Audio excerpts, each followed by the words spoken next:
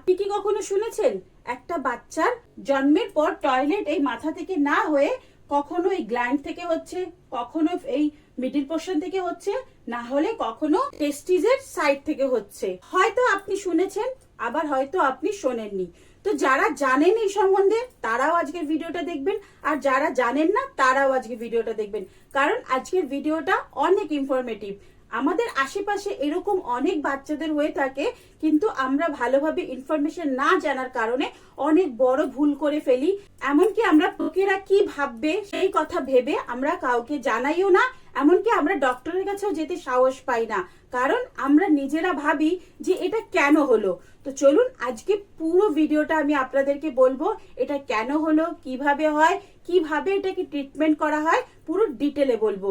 তো hello everyone, আমি সুধা সরকার। আমার চ্যানেলে আপনাদের অনেক ওয়েলকাম।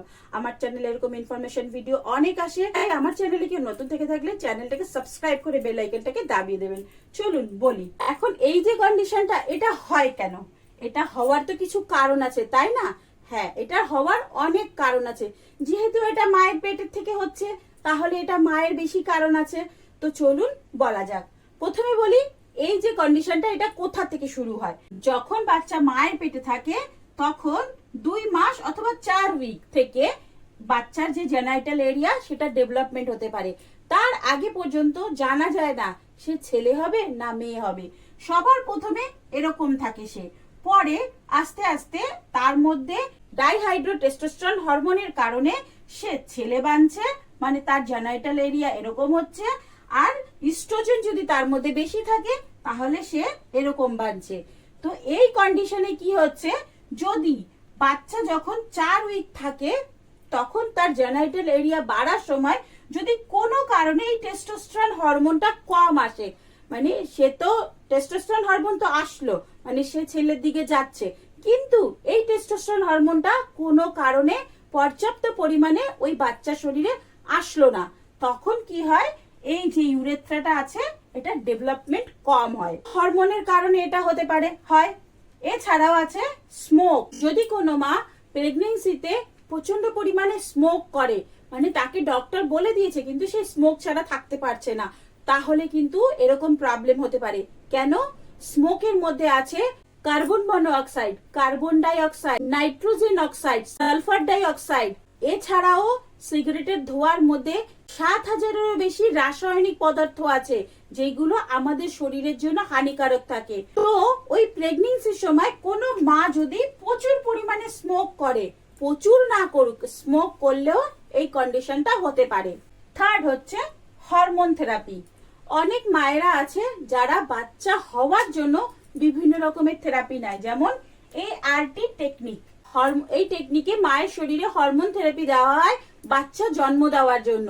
একে রিপ্রোডাক্টিভ থেরাপিও বলা হয়, কারণ যেহেতু বাচ্চা জন্ম দেওয়ার জন্য এই থেরাপি দেওয়া হচ্ছে, সেহেতু এর নাম কিন্তু রিপ্রোডাক্টিভ থেরাপি। কিন্তু এই থেরাপি যে সবার ঠিকঠাক ভাবে বাচ্চা জন্ম দেবে এমন কোনো কথা নেই। কখনো কখনো এই থেরাপির কারণেও কিন্তু বাচ্চার এই কন্ডিশনটা হতে পারে। ফোর্থ হচ্ছে স্টেরয়েড। যদি কোনো মেয়ে বাচ্চা পেটে আসার আগে স্টেরয়েড নেয় বা বাচ্চা পেটে থাকতে স্টেরয়েড নেয়, তাদেরও কিন্তু এই প্রবলেমটা হতে পারে। ফোর্থ হচ্ছে এজ। যদি কোনো মেয়ে 35 থেকে 45 এর মধ্যে বাচ্চা জন্ম দিচ্ছে, তাহলেও কিন্তু এই প্রবলেমটা হতে পারে। এখন আমরা জানলাম এই প্রবলেমটার নাম হাইপোস্পিডিয়া। এই প্রবলেমটা কি কি কারণে হতে পারে, এই প্রবলেমটা জেনেটিক কারণ কি ঠিক হওয়ার কারণ সেটাও আমরা জানলাম, কিন্তু এখন তো জানতে হবে এই প্রবলেমটা হলে কি কি পরিবর্তন হয়। দেখুন, এই যে কন্ডিশনটা আছে এটা 4 ভাগে ভাগ করা হয়। একটা হচ্ছে ইউরেথ্রার মাথা থেকে টয়লেট না পড়ে গ্ল্যান্ডের মাঝখান থেকে পড়ে, আবার কখনো গ্ল্যান্ডের মাঝখান অব্দিও যায় না, এই জয়েন্টের মধ্যে থেকে টয়লেট আসে, আবার কখনো এই জয়েন্ট অব্দিও যায় না, তাদের যে অঙ্গটা আছে সেটার মাঝখান দিয়ে পড়ছে, আবার কখনো দেখা যাচ্ছে তাদের মাঝখান দিয়ে না পড়ে জাস্ট একদম তাদের যে টেস্টিস আছে তার কোণা থেকে পড়ছে। কিন্তু আপনি বুঝবেন কি করে যে আমার বাচ্চার হাইপোস্পেডিয়া আছে বা আমার বাচ্চার এরকম কোনো প্রবলেম আছে? দেখুন, ছেলেরা সাধারণত এরকম করে শুশু করে, তাদের একটা পয়েন্টে গিয়ে শুশুটা পড়ে যেটা শরীরের থেকে দূরে, কিন্তু এই কেসে কি হচ্ছে, শুশুটা দূরে পড়ছে না, শুশুটা একদম শরীরের মধ্যে লেগে পড়ছে।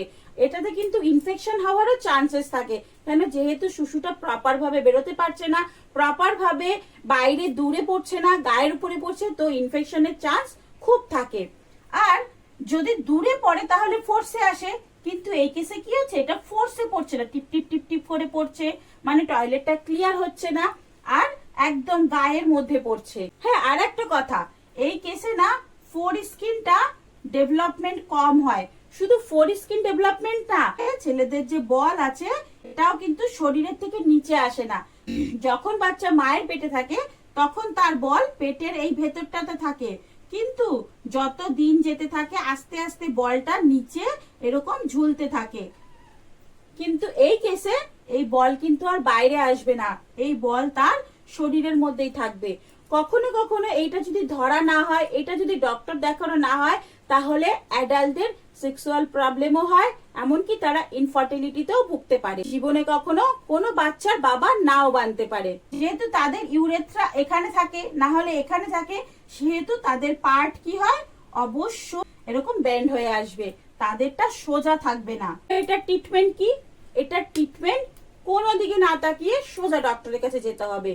6 থেকে 12 মাসের মধ্যে এই ট্রিটমেন্টটা করতে হবে। যেহেতু এটা ইউরেথ্রার প্রবলেম, মানে তার যে ইউরেথ্রা আছে সেটা পুরোপুরি বাড়ছে না। যেহেতু এটা ইউরেথ্রার প্রবলেম, মানে ইউরেথ্রাটা ভিতরে পুরোপুরি ভাবে বাড়েনি, হাফ রয়ে গেছে। যখন মায়ের পেটে বাচ্চার গ্রোথ হচ্ছে তখন পুরো প্রপার ভাবে গ্রোথটা হয়নি, তার জন্য ইউরেথ্রা অর্ধেক রয়েছে। তো যখন আপনি ডক্টরের কাছে যাবেন, এখানে একটা টিউব জয়েন্ট করবে, জয়েন্ট করে মাথা পর্যন্ত নিয়ে আসবে, আর যে তার স্কিনটা ছিল সেটাকে টেনে এই অবধি নিয়ে এটাকে আটকে রাখবে। এটা ডক্টররাই আপনাদেরকে অপারেশন করে দেবে। হ্যাঁ, এই অপারেশনের পরে একটা ছোট প্রবলেম হতে পারে, যদি কোনো বাচ্চার এখানের থেকে শিশু পড়ে তাহলে অপারেশন করার পরেও কিছু মাস এটা হতে পারে, বাট এটা ধীরে ধীরে রিকভারি হয়ে যায়, এটা কিন্তু ভয়ের কিছু নেই। তবে অবশ্যই কোনো বাচ্চার যদি এরকম প্রবলেম থাকে, কোনো দিকে না তাকিয়ে, লজ্জা না পেয়ে, ভয় না পেয়ে আপনি সোজা ডক্টরের কাছে যাবেন। দেখুন, আপনার বাচ্চাকে ভালো রাখার দায়িত্ব আপনার। মানুষ তো মানুষের কথা বলবেই, তাতে আপনার কোনো কিছু যায় আসে না। তাই মানুষের দিকে না তাকিয়ে, কে কি বলবে, কে কি ভাববে, এটা না ভেবে সোজা ডক্টরের কাছে নিয়ে যাবেন। ডক্টর এটা ছোট ট্রিটমেন্ট করবে, আপনার বাচ্চা কিন্তু ভালো হয়ে যাবে। এটা যদি ছোটবেলায় ট্রিটমেন্ট না করা হয়, বড় হলে কিন্তু সেই বাচ্চার অনেক প্রবলেম হয়। সে যখন জানবে যে আমার এরকম প্রবলেম আগের থেকেই ছিল, বাবা মা আমাকে ট্রিটমেন্ট করায়নি, তখন আপনাদের উপরে ব্লেম করবে। তাই ছোটবেলাতেই এই ট্রিটমেন্টটা করাবেন। হাইপোস্পিডিয়ার প্রবলেম এমন একটা প্রবলেম যেটা কিন্তু কোনো মেডিসিনে ঠিক হবে না, কোনো স্ট্রেচিং এ ঠিক হবে না, কোনো কিছুতে ঠিক হবে না, অনলি ফর কোনো ডক্টর ছাড়া। তাই ডক্টর আপনাকে দেখাতেই হবে, আর এটা ট্রিটমেন্ট কিন্তু করাতেই হবে। দেখুন, কিসের জন্য হয়েছে, কেন হয়েছে সেটা আমরা জেনে রাখতে পারি, বাট সেটা নিয়ে ভেবে কোনো লাভ নেই। যখন এই প্রবলেমটা আপনার বাচ্চার এসেছে তখন আপনাকে ট্রিটমেন্ট করাতেই হবে। তো বন্ধুরা, আজকের ইনফরমেশনটা আপনাদের কার কার কাছে নতুন লেগেছে, আপনারা কে কে এটা শোনেননি আমাকে কমেন্ট বক্সে জানাবেন। আর যদি এরকম অনেক দারুণ দারুণ নতুন নতুন কোনো ইনফরমেশন চান, অবশ্যই চ্যানেলটাকে সাবস্ক্রাইব করে দেবেন। চলুন বন্ধুরা, টাটা, বাই বাই। সবাই সুস্থ থাকবেন, ভালো থাকবেন, অনেক অনেক হ্যাপি থাকবেন। বাই।